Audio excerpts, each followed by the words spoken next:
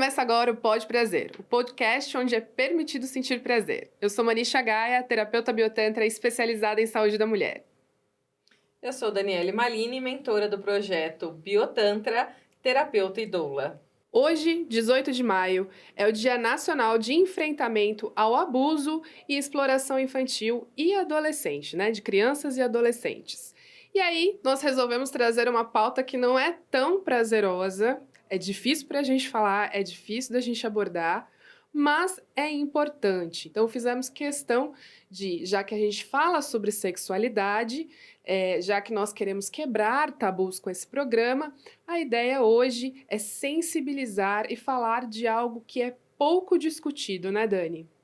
Pois é, não é nada prazeroso falar sobre isso, mas essencialmente mais do que necessário. Chega a dar um nó na garganta, né, em pensar e ter que discutir, mas se não for falado, se não for realmente tocado nesse assunto, as coisas vão continuar acontecendo por falta de uma educação sexual, por falta de literalmente as pessoas compreenderem o que é um abuso e principalmente um abuso sexual.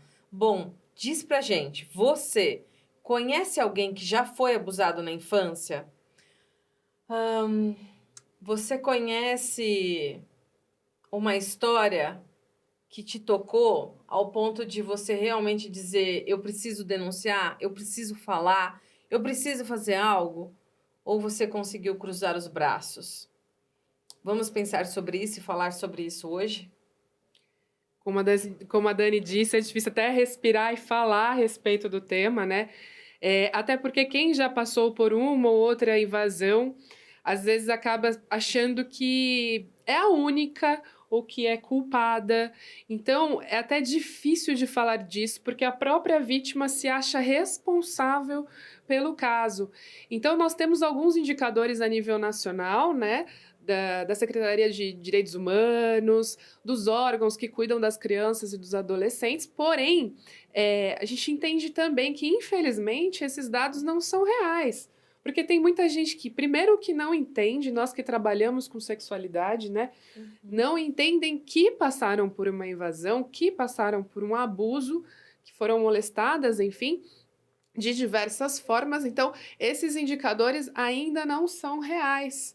Porque as pessoas entendem que somente um estupro, com penetração, com tudo que é, enfim, um abuso. E aí, hoje a gente vai conversar um pouquinho sobre isso, né, Dani? A Dani vai contar um pouquinho também que tipos de coisas que a gente pode identificar, como identificar se a gente está passando, se uma criança está passando, ou se eu passei quando criança por isso, né? E aí, falando sobre o Dia Nacional de Enfrentamento ao Abuso e à Exploração Infantil, esse dia ele foi instituído em 1988, justamente por causa das diversas ocorrências, mas de um caso lá de 73, gente, 73, onde uma menina de 8 anos foi abusada, violentada de diversas formas. Esse caso ficou conhecido como Caso Araceli, que infelizmente até hoje continua impune. Então esse dia ele veio para marcar a importância da sensibilização pública sobre esse tema.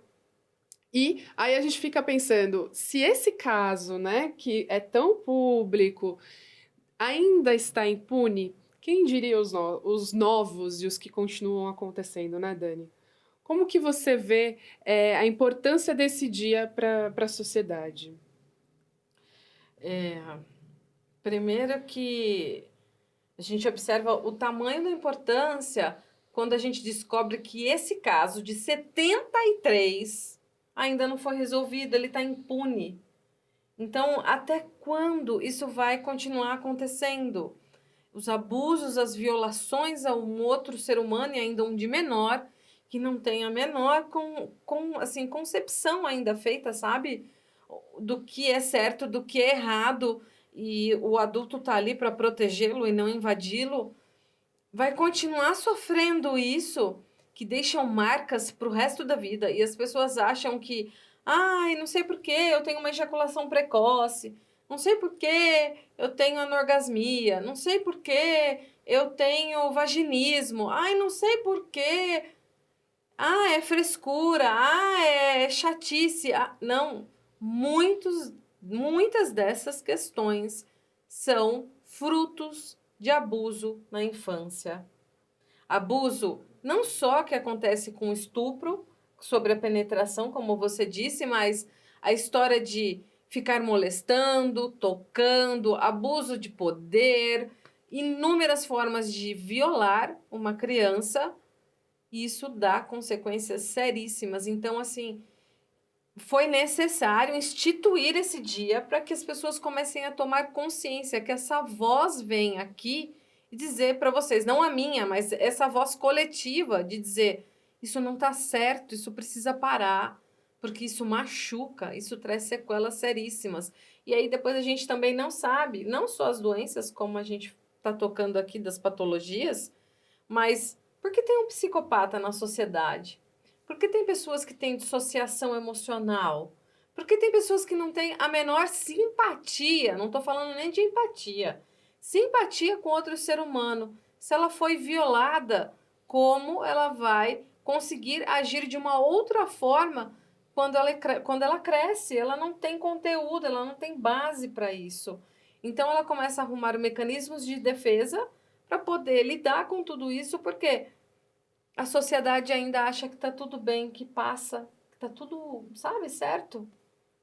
Isso me faz pensar muito, porque quando a gente fala de abuso a uma criança, algumas pessoas agem com bastante violência, né? No sentido de, nossa, se eu pego uma pessoa dessa, eu espanco, né? Eu mato. É, causa indignação. Mas ainda é difícil entender porque essa indignação não faz com que as pessoas se movam efetivamente, né?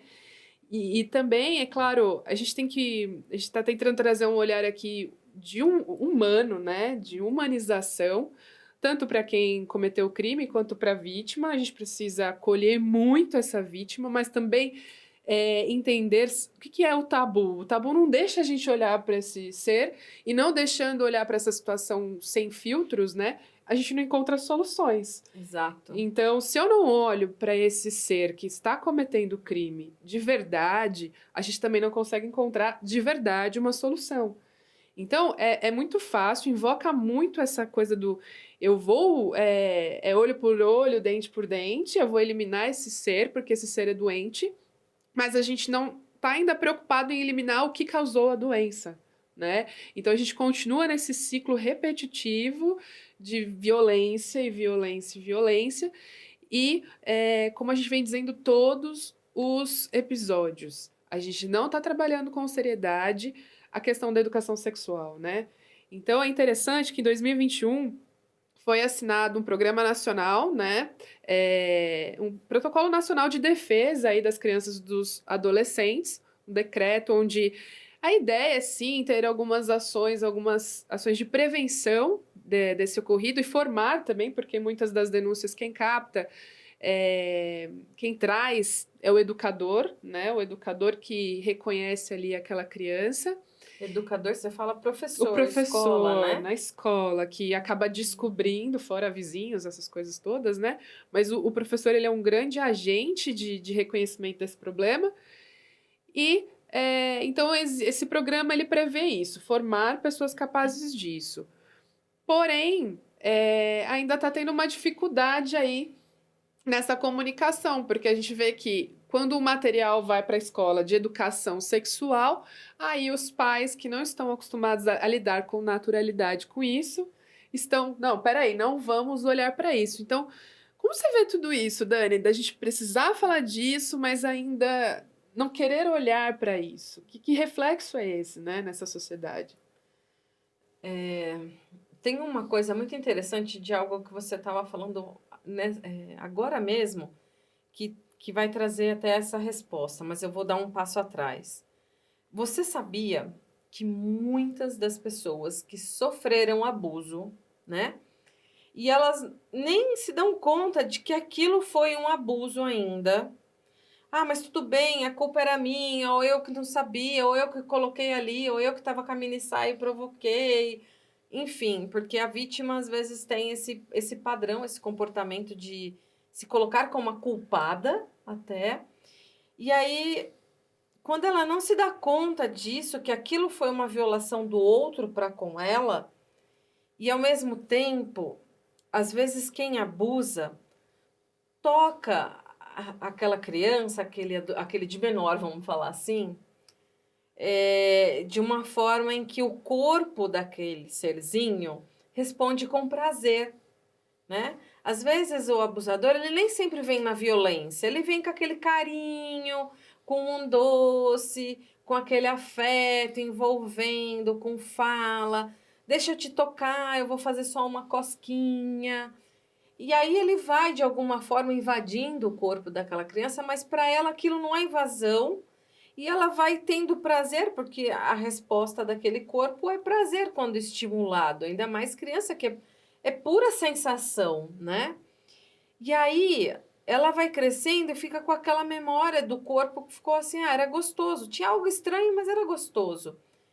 E aí ela não se dá conta que aquilo foi um abuso, e aí quando ela cresce, ela tende a repetir isso. Então, o que ela pode fazer? Não é sempre a mesma resposta e todo mundo faz isso, não. Mas existem casos que é tipo assim: nossa, se a minha criança passou por isso, eu vou promover para outra criança passar por isso porque foi gostoso. Ou eu vou promover para que, por exemplo, tem alguém ali que faz isso, eu vou promover para minha filha passar por isso porque eu passei, porque para o meu corpo foi gostoso. Isso eu estou dizendo tudo a nível bem consciente, tá? Não é a nível consciente. E aí, por essa falta de educação sexual, dessa conversa, da gente clarear que, olha, o prazer, ele precisa ser permitido, ele precisa ter essa história de você com você quando criança, descobrir seu corpo, explorar seu corpo. Depois, quando você se tornar adulto ou de maior, você fazer essa troca de uma forma respeitosa, saudável, funciona assim, funciona assado. Quando falta essa base, essa educação, esse campo onde esse assunto não é uma bomba relógio, como você falou, que todo mundo quer sair correndo, não quer tocar no assunto. Quando tem esse campo de naturalidade, de consciência, de conversa, se torna um campo que não tem reatividades, e sim atividades que promovem essa educação, que promovem essa consciência e faz com que essa coisa pare de ser repetida nas gerações, que ela pare de acontecer. E o prazer vai de volta retornar para aquele de quem é direito, a essa criança, a essa pessoa, e não o meu prazer está na mão do outro. Ou direito do outro abusar e me invadir, ela vai sair dessa terceirização e vai voltar para o centro, que é essa pessoa. E muito interessante você falando sobre as permissões, porque muitas vezes a gente fala muito do abuso a meninas, né? Que em termos de indicadores é grande o número de meninas sendo invadidas, né? Porém, os meninos também são invadidos de alguma forma. Inclusive, já tive nessa jornada ouvir amigos falando que também foram molestados pela mãe. E hoje, como adultos, quando reconheceram, porque falar pela mãe, né? Da mãe se espera-se ainda muito mais de afeto, de carinho, de abraço, de beijo, né? Quem nunca teve, sempre é até o desejo, né? Nossa, minha mãe não me toca, minha mãe. Mas o contrário também, para algumas pessoas, não perceberam o limiar da coisa entre receber um afeto de uma mãe e um afeto que não era lá um afeto inocente. Então, você trazendo isso me remete que a gente precisa falar disso, de que meninos também são violados na infância, alguns de uma maneira muito mais agressiva, né? Mas outros também vêm de uma maneira sutil. E aí hoje, se esse homem ele é agarrado na rua, infelizmente, se ele vai denunciar, a sociedade vai dizer, mas espera aí, você tá reclamando de uma mulher ter te agarrado, ou de uma mulher ter te invadido. Então a gente precisa sim falar dos dois polos, né? Como você vê essa relação? Você já pegou algum caso? Como que é essa relação com o masculino também? Nossa, deu uma Sabe aquela risadinha de nervoso aqui agora, né? Aham. Porque é literalmente esse senso da sociedade de dizer, como assim? Você é viada, não gosta que alguém te agarre? Você não Exatamente. gosta que uma mulher te abrace? Como assim você não vai comer ela? Você não vai... Como assim? Então, não há espaço na sexualidade masculina de direito de dizer não quero, não gosto, não vou, pra você não te dou esse direito, não vou te comer porque eu não tô afim. Ei, e com essa falta de espaço, a pressão que acontece é absurda, né? E aí depois todo mundo reclama de que o homem é mecânico, é rápido, é não sei o quê. Mas ele é condicionado nessa sociedade. É isso. Se ele não cumprir tudo isso, ele tá ferrado, né? Para não falar outra palavra que, né? Enfim, com todo o espaço aqui, não tá fudido e de uma forma não gostosa, sem prazer, né? E sim, já tive clientes onde eu acho que tem um que foi para mim assim, o que mais me tocou, não que os outros não me toquem, mas assim, teve um em que o padrasto. Aí a língua enrola, peraí. Teve um que o padrasto. Eu falei certo? Falou. Porra! Ah, tudo bem, a gente vai de novo. É padrasto. Padrasto. Teve um que o padrasto literalmente o forçava a fazer oral nele, né? E aí, ele, por um tempo, ele, por mecanismo de defesa, dissociou isso e não lembrava disso. Só que chegou numa fase adulta, ele começou a ter muito problema nos dentes e começou a perder todos os dentes da boca. Caramba. E o médico não entendia e falava que aquilo era uma questão emocional, inflamável, ele tinha assim, situações críticas com a boca. E aí a gente foi trabalhar em sessão, olhar para isso e, de repente, a gente acessa o trauma e as memórias que estavam lá, escondidas lá no inconsciente, bem no fundinho, aonde a memória veio dessa agressividade, porque era uma forma agressiva que ele tinha que fazer o oral, não é, né, no homem. E aí ele ficou com essa questão aqui na boca, onde ele não conseguia lidar com isso, comer era difícil, tava perdendo os dentes por causa disso. E aí quando ele acessou, muita coisa mudou, mas ele precisou tomar consciência daquilo que ele não se permitia ter consciência, até a lembrança disso, né? E teve um outro em que a gente diz assim também, vamos lá. Não é regra para todo mundo. Eu gostaria que todo mundo assim olhasse para isso dessa forma, tá? Mas muitos casos homoafetivos, né, acontecem. Não é via de regra para todo mundo, ok? Mas alguns casos acontecem porque ele foi violado pela mãe. Depois ele não consegue ter contato mais com o feminino porque foi de uma forma muito abusiva, muito agressiva. E aí, essa história de querer ter contato com o feminino era insuportável. Então, ele começou a ter relações homoafetivas onde era possível essa relação, essa aproximação, porque não tinha memória emocional e corporal e psique de um abuso. Então, olha quanta coisa se desenrola, né? Pela falta de consciência do que é um abuso, de como a vítima, né? Essa criança, porque a criança a gente vai dizer sim que ela foi vítima. Ela precisa ter um lugar para assim validar a dor dela. Porque enquanto as terapias continuarem com aquela história que eu vou falar aqui que me dá até um ranço, né? Você tem que perdoar o seu abusador, você tem que compreender a história do seu abusador, pobre do seu abusador.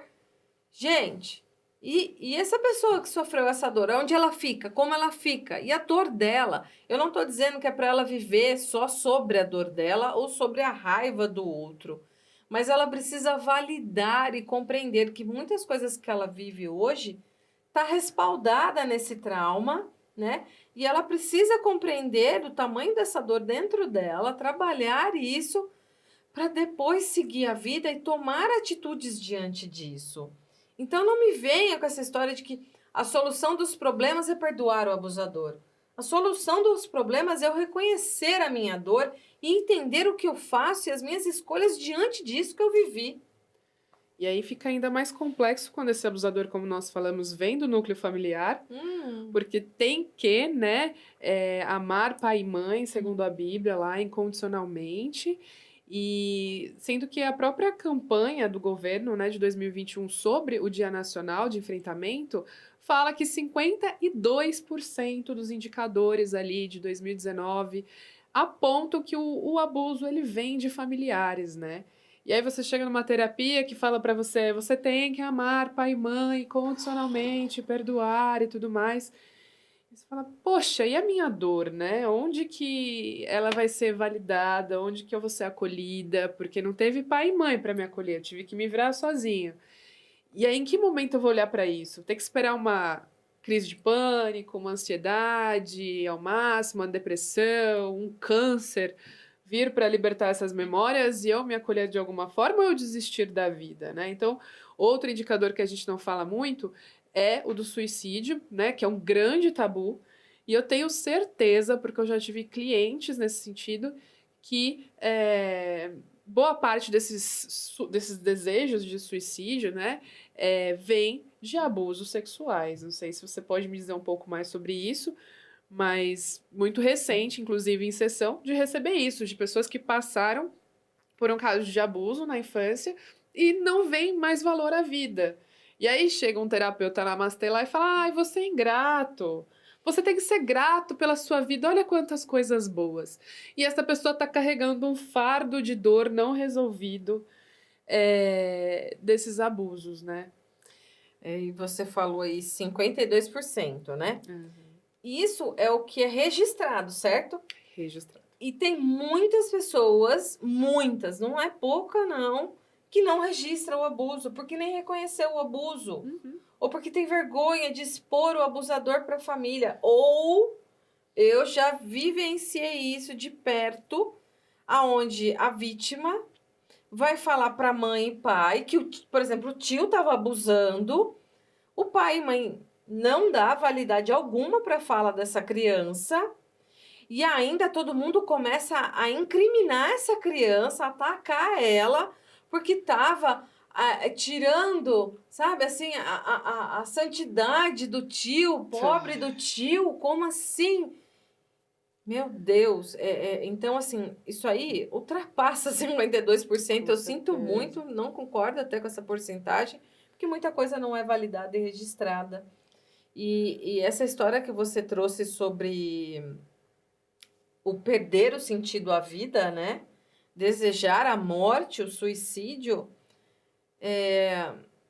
nossa, é muito triste porque assim, eu não fui validado, eu, por muitas situações sofredores, elas não foram validadas.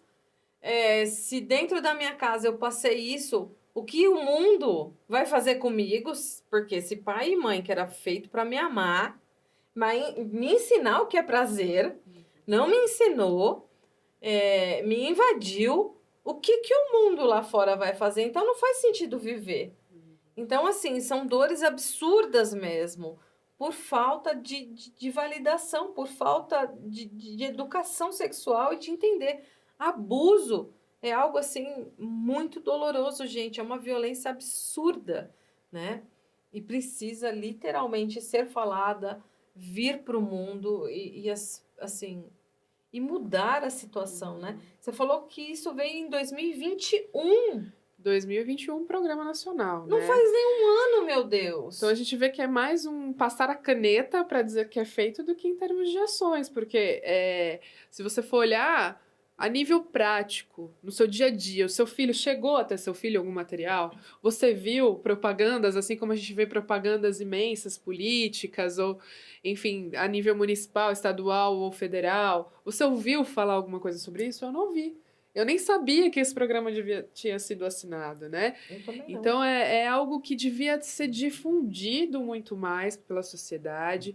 A gente devia entender e ter formações de como falar com os nossos filhos sobre isso, né? Porque também falar, um pai e mãe que fala sobre sexualidade também é julgado, né? Se eu falo, eu já conto pro meu filho, olha, sabe o que é menstruação? Sabe de onde você veio?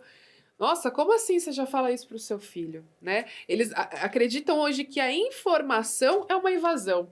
Então, aquilo que a gente traz a público para discutir à luz do dia e conversar com as crianças à luz do dia em termos de informação, os pais são julgados. Eu falo como mãe de um menino de 8 anos, né?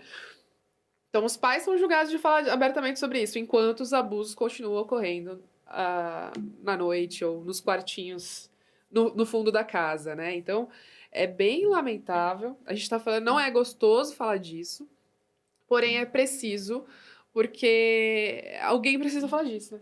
Sim, Alguém e precisa. se a gente está falando aqui de que pode prazer, o prazer ele só vai literalmente ser validado, chegar à tona, e você só vai tomar posse do seu prazer quando você literalmente entender a sua história, quando você sofreu algum tipo de abuso, quando você cometeu algum tipo de abuso por falta de conhecimento, de Sim. consciência, né? Então, gente, vamos devolver o prazer para todos os seres humanos, trazendo consciência, porque pode prazer de uma forma educativa, saudável. Quanto mais a gente trazer isso à tona e ter consciência sobre isso, mais a gente vai ter uma vida tesuda, prazerosa, gostosa de se viver e que ela não fica mais às margens, sendo corroídas pela base dos abusos e de toda a situação que acontece por causa disso. E o mais legal você trazendo isso falando de prazer é, de todos esses casos que nós relatamos, nós também vimos os resultados desse trabalho. Então aí já dá até uma vontade de sorrir, assim, de lembrar do sucesso dos casos, né? Olha como o campo já fica até mais gostoso de falar. Tanto nossos casos pessoais, eu falo que eu tenho os meus, tenho amigas próximas, tenho os clientes. Então, o que eu experimentei na minha vida de ferramenta, o que eu apliquei com os meus clientes, foi possível ver, né? Essa coisa do ranço pela sexualidade, do achar que não gosta de sexo, porque aí o sexo é visto como feio, como errado, como sujo, como proibido. Não o ato em si de uma invasão, né? Dissociar o problema da invasão e do não consentimento é uma coisa, e o sexo é belo, é gostoso, é tesudo. Com consentimento, ele é maravilhoso, né? Então a gente tem esse trabalho de dissociar uma coisa da outra, trabalhar essa dor, né?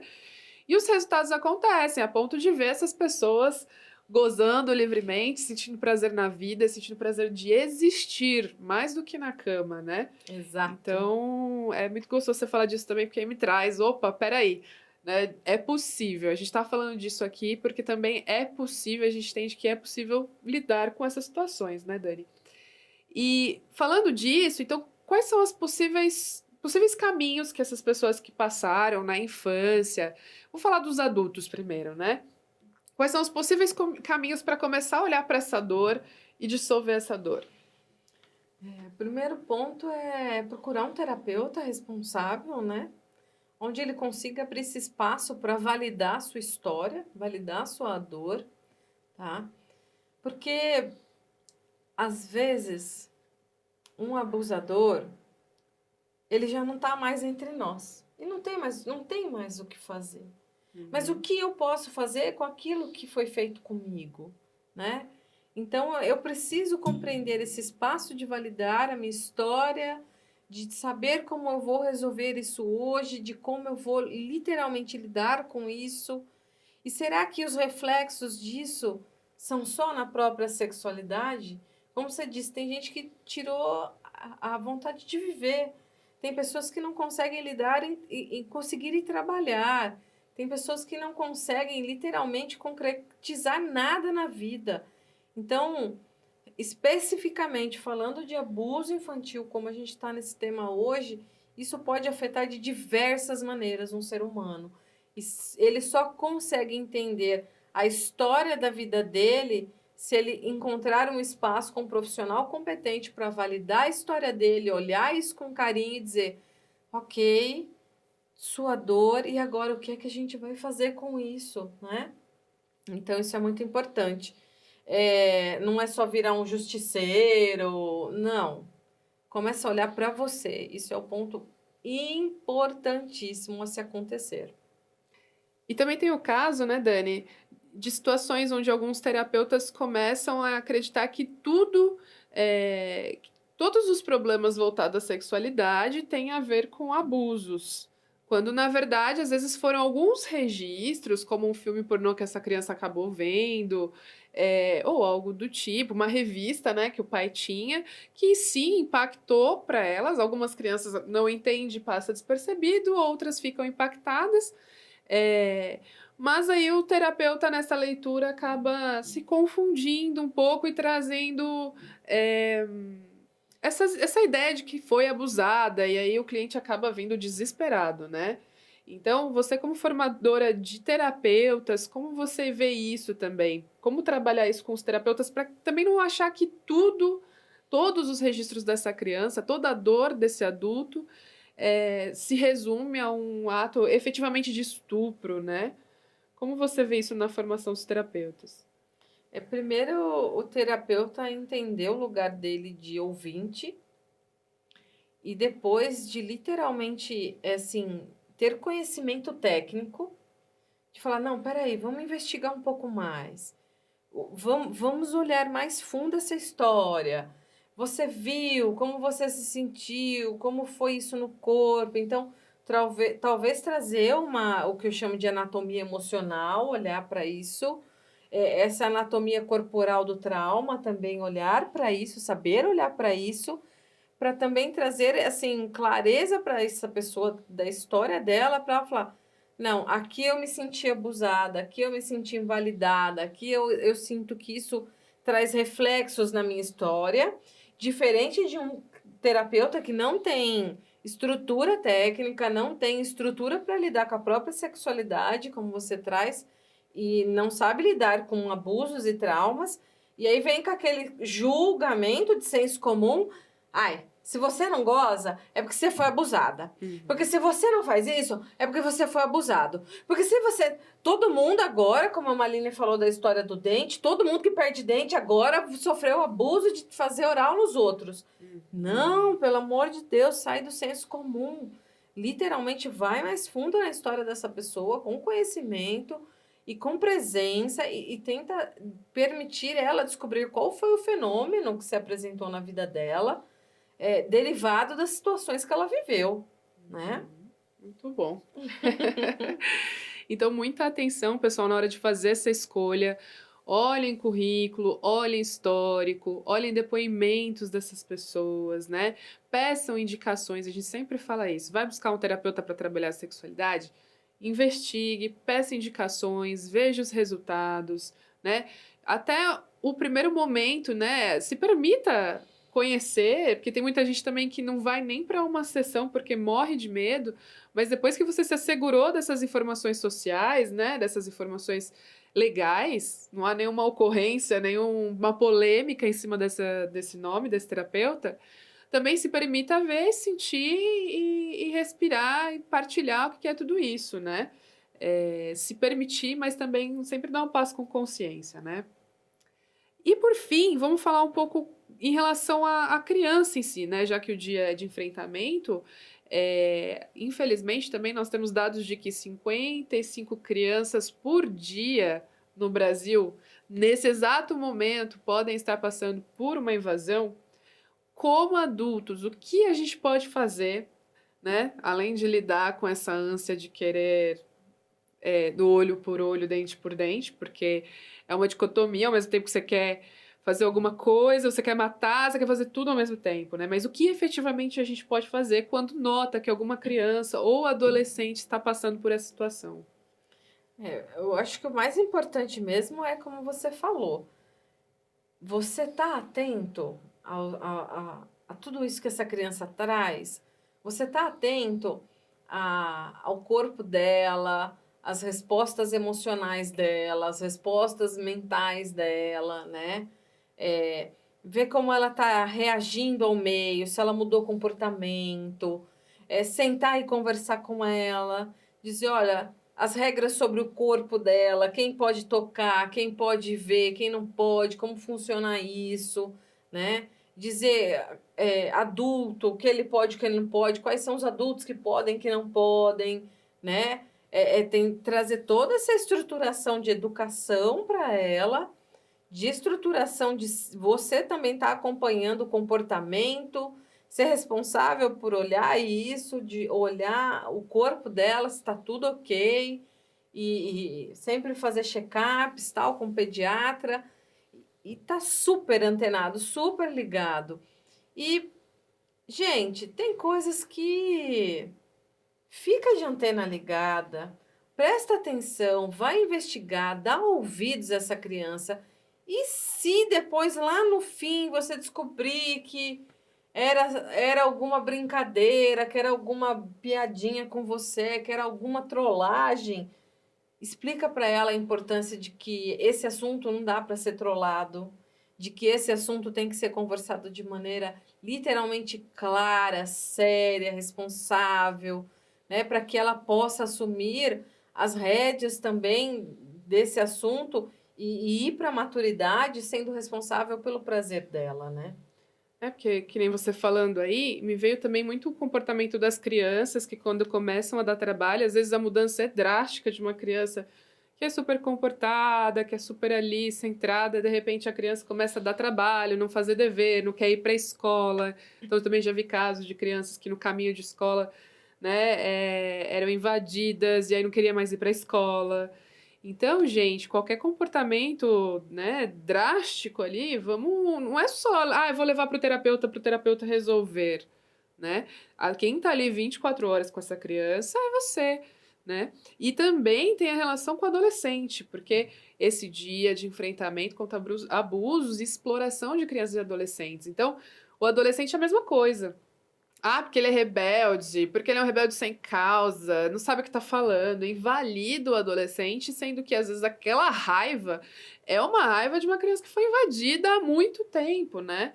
Então, tenho certeza que muitas das crianças que estão hoje dando trabalho na escola passam por algum tipo de invasão. Eu não falo exatamente a sexual, né? Mas pode ser um abuso psicológico, então o físico, o sexual. Então, tem várias possibilidades aí, mas a gente precisa ouvir, né? Nem sempre é sem causa, né? Nem sempre é um rebelde sem causa. E aí, só para fechar, a gente falou muito sobre o abuso em si, mas também não, esse dia, ele fala também da exploração. Aqui no Sudeste não é tão comum de se ver, mas a gente vê matérias, né? Lá no Nordeste, de crianças também sendo, além do trabalho escravo, de trabalho do dia a dia ali na lavoura e tudo mais. Infelizmente, no Brasil também tem vários focos de exploração e venda de crianças, né? Sexual, né? Exploração sexual. Prostituição, inúmeras Exato. coisas. E você sabe como, você falando agora isso, a nossa sociedade, por muito tempo, ela literalmente apoiou a estrutura do abuso de menor, porque eu me recordo desse vó, bisavó contar que ele ali era de maior, era bem-sucedido, foi casar com aquela garota de 12, 14 anos, 13 anos, e aí com 15 ela já estava parindo, né? E a sociedade estava falando que estava tudo ok isso, e apoiando isso, né? E ela ia para essa situação, às vezes, sem o menor conhecimento sobre sexualidade. Ela só tinha o romantismo do rapaz e roubá-la na janela e ficar com ela porque amava ela, mas ela mal sabia o que esperava ela de uma transa, de uma noite de núpcias, né? E ela mal tinha concepção depois do que ia ser um parto e toda a questão de ter que ficar presa dentro de um lar, cuidando disso, né? E aí me fez recordar também um recorte rápido das aulas que a gente dá no Biotantra, que fala da história da sexualidade, que vocês sabem por que foi inventado a tal lua de mel e a noite de núpcias? Não. Vamos lá então, ó. Isso é real, tá, gente? Ela foi inventada para que o marido pudesse levar a esposa, a noiva, o mais longe possível dessa família, para que a transa acontecesse do jeito que ele queria e ela não não tivesse a oportunidade de gritar por socorro ou sair correndo ou pedir arrego ou desistir do casamento. Então ela era levada para um lugar longe para ter essa tal noite de núpcias, para não ter direito algum de se arrepender, de sair correndo, de pedir ajuda e ser como eles queriam. E por muitas vezes elas eram menores de idade, né? Eram de menor. E eles fazendo o que bem queriam. Olha aí da onde que tem essa raiz que a gente vai cavocando e vai vendo essa estruturação social e que vai levando a acontecer muitas coisas até os dias de hoje. Nossa, e é interessantíssimo você falando, porque a cada vez que você conta uma história diferente sobre a história da sexualidade, a gente vai percebendo que elementos da nossa sexualidade que hoje são naturalizados, ele tem uma base de violência muito grande, né? E quando a gente fala de exploração, por parte de pai e mãe também já tivemos acesso a histórias de mães que colocavam sua filha, para poder se prostituir e conseguir dinheiro para casa. Então, às vezes, esse abuso, esse estupro, ele não acontece efetivamente dentro do lar, mas existe a questão da exploração, ou as duas coisas, infelizmente, também não duvido que aconteçam, né? Sim. Mas os pais utilizando os filhos para essa exploração e conseguir essa questão financeira. Lamentável. Muito. Lamentável. Bom, além da conscientização, então, sobre essa data, é importante, né, que todos também aprendam um número para denúncia, que é o Disque 100. Também não sabia, né? A gente estava aqui pesquisando para entender. É um número nacional, né, de acesso aí à Secretaria de Direitos Humanos, onde todo mundo pode fazer uma denúncia. O canal é aberto ali 24 horas, porque às vezes o Conselho Tutelar da cidade, por exemplo, vai até umas 17 horas, então fica mais difícil. Mas esses dois lugares ali é onde a gente pode buscar apoio, as crianças podem ter esses recursos aí para lidar com essa situação, né? Então é isso, gratidão. Esse foi o Pode Prazer, podcast onde é permitido sentir prazer e um podcast também recheado de informação, né? Muito grata, Dani. Gratidão a minha. E nos vemos em breve. Até o próximo.